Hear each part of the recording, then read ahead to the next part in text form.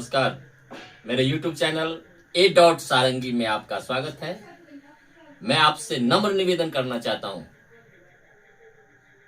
जो आप मेरे इस वीडियो को जरूर देखें, जो विवेकानंद जी से किसी ने जानने की कोशिश की और विवेकानंद क्या कर रहे हैं, ये सनातन धर्म क्या है, मूर्ति पूजा क्या है, हर देवी देवताओं के बारे में उन्होंने जो बताया है वो आप निश्चित रूप से देखें। मैं आपसे निवेदन आग्रह करता हूं, विनती करता हूं। जय श्री राम।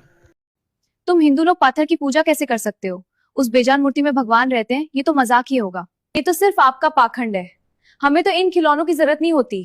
देवी, आपके प्रश्न का उत्तर मैं जरूर दूंगा, लेकिन क्या आप वो सामने वाली तस्वीर यहाँ मंगवा सकती हैं? जरूर, ये मेरे स्वर्गीय पिता की तस्वीर है। मैं उनसे बहुत प्रेम करती हूँ। बहुत सुंदर तस्वीर है। अब मेरा आपसे एक छोटा सा निवेदन है, इस तस्वीर पर थूक दीजिए। What? आप क्या कह रहे हैं स्वामी जी? ये मेरे पिता है, मैं इनका अपमान कैसे कर सकती हूँ? इस पर सिर्फ रंग लगे हैं, इसमें न जान है न ये बोल सकता है। इस पर थूकने से आपके पिता को कैसे चोट लगेगी? थूकिए। स्वामी जी, ये सिर्फ कागज नहीं है, ये मेरी पूरी दुनिया है। इस तस्वीर को देखकर मुझे उनका प्यार याद आता है।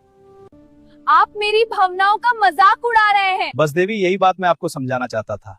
जैसे ये तस्वीर सिर्फ कागज है, पर आपके लिए आपके पिता हैं। इस तस्वीर को देखकर आपके मन में प्रेम आता है। बिल्कुल वैसे ही हम हिंदुओं के लिए मूर्ति सिर्फ पत्थर नहीं होती, वो हमारे ईश्वर का प्रतीक होती है। उस मूर्ति के माध्यम से हम उस परम शक्ति को महसूस करते हैं। ये अंधविश्वास नहीं, ये भावनाओं का विज्ञान है। लेकिन मेरे मन में एक और बड़ा सवाल है, अगर बुरा ना माने तो पूछूं? पूछिए देवी। पूरी दुनिया कहती है गॉड इज वन, हमारा भी एक ही गॉड है, लेकिन मैंने सुना है कि आप हिंदुओं के 33 करोड़ देवी देवता होते हैं। क्या आप लोग कंफ्यूज नहीं है? आखिर ईश्वर एक है या अनेक? सवाल बहुत पेचीदा है, एक ईश्वर या 33 करोड़ देवी देवता? देवी जी, सबसे पहले तो आपका सवाल ही गलत है। हिंदू धर्म में 33 करोड़ देवी देवता नहीं, 33 कोटि देवी देवता है। मतलब मैं कुछ समझी नहीं। हमारे वेदों में लिखा है 33 कोटि देवी देवता। संस्कृत में कोटि शब्द के दो अर्थ होते हैं। अंग्रेजों ने कोटि का अनुवाद करोड़ कर दिया और मजाक बना दिया। सिर्फ 33 प्रकार? कौन कौन से? सुन लीजिए ध्यान से। 12 आदित्य सूर्य के रूप, 8 वसु प्रकृति की शक्तियां, 11 रुद्र चेतन शक्ति के रूप और 2 अश्विनी कुमार, कुल मिलाकर टोटल 33। ये वो शक्तियां हैं जो दुनिया को चलाती हैं। बाकी सब इन्हीं के अलग अलग रूप हैं।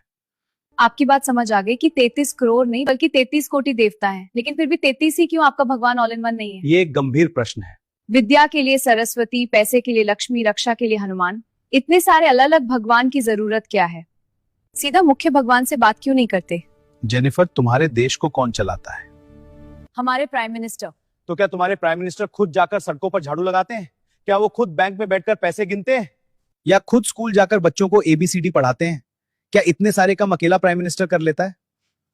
नहीं, वो तो पीएम है। काम करने के लिए उनके पास अलग अलग मिनिस्टर्स होते हैं, जैसे education minister, finance minister, defence minister. बस यही लॉजिक है जेनिफर। हमारे परमात्मा एक ही है, वही इस सृष्टि के प्राइम मिनिस्टर है। लेकिन इतनी बड़ी सृष्टि को सिस्टमैटिक तरीके से चलाने के लिए उसने अलग अलग विभाग बांट रखे हैं। जैसे अगर तुम्हें नॉलेज चाहिए तो एजुकेशन मिनिस्टर के पास जाओ, यानी माँ सरस्वती। अगर धन चाहिए तो फाइनेंस मिनिस्टर के पास जाओ, यानी माँ लक्ष्मी। अगर सुरक्षा चाहिए तो डिफेंस मिनिस्टर यानी हनुमान जी। और अगर बारिश चाहिए तो वाटर मिनिस्टर यानी इंद्रदेव। ओह, तो ये सब एक गवर्नमेंट सिस्टम की तरह काम करता है। बिल्कुल। हम अलग अलग देवताओं की पूजा इसलिए करते हैं ताकि उस विशेष शक्ति का लाभ ले सके। लेकिन याद रखना जेनिफर, मिनिस्टर कोई भी हो, पावर उसी एक परमात्मा से आती है। वाओ, इतना ऑर्गेनाइज सिस्टम। आज समझ आया कि सनातन धर्म सिर्फ आस्था नहीं, पूरा मैनेजमेंट सिस्टम है। ईश्वर एक है लेकिन उसकी शक्तियां अनेक हैं। सही चैनल चुनिए, अर्जी जल्दी सुनी जाएगी।